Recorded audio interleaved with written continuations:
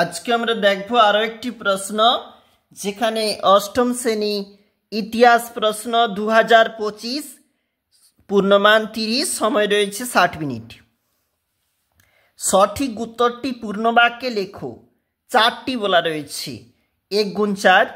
চিরস্থায়ী বন্দোবস্ত চালু করেন কর্নওয়ালিস, মানে লর্ড কর্নওয়ালিস। পলাশী যুদ্ধ হয় 1757 খ্রিস্টাব্দে। সত্যবিলোপ নীতি প্রবর্তন করেন ডালহৌসি, লর্ড ডালহৌসি। পাঁচশালা বন্দোবস্ত প্রবর্তন করেন ওয়ারেন হেস্টিংস। বেনারসি জোনাথন ডানকান প্রতিষ্ঠা করেন সংস্কৃত কলেজ। একটি বাক্যে উত্তর দাও। 4টি বলেছে, মানে 1 নাম্বার করে। আলীনগরের সন্ধি কাদের মধ্যে হয়েছিল?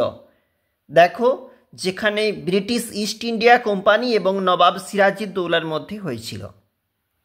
কে কবে এশিয়াটিক সোসাইটি প্রতিষ্ঠা করেন? উইলিয়াম জোন্স 1784 খ্রিস্টাব্দে এশিয়াটিক সোসাইটি প্রতিষ্ঠা করেছিল। এর পরের প্রশ্নগুলো একটু দেখে নাও কি বলেছে। ফারুক সিওর কে ছিলেন? বক্সারের যুদ্ধের একটি কারণ লেখো। কোন নগরকে জাহাঙ্গীরনগর বলা হয়? এইভাবে রয়েছে প্রশ্ন। 2-3টি বাক্যে উত্তর দাও।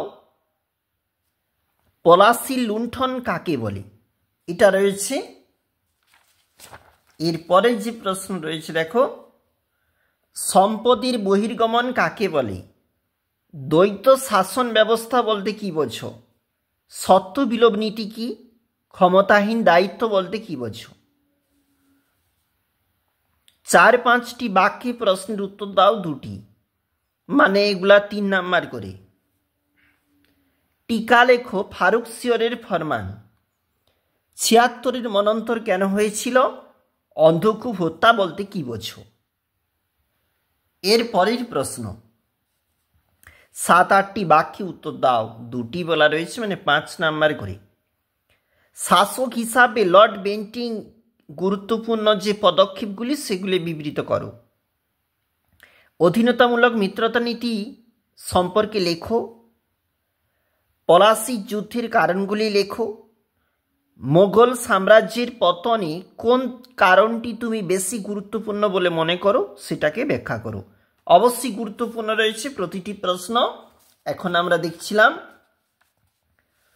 অষ্টম শ্রেণীর ইতিহাস প্রশ্ন 2025।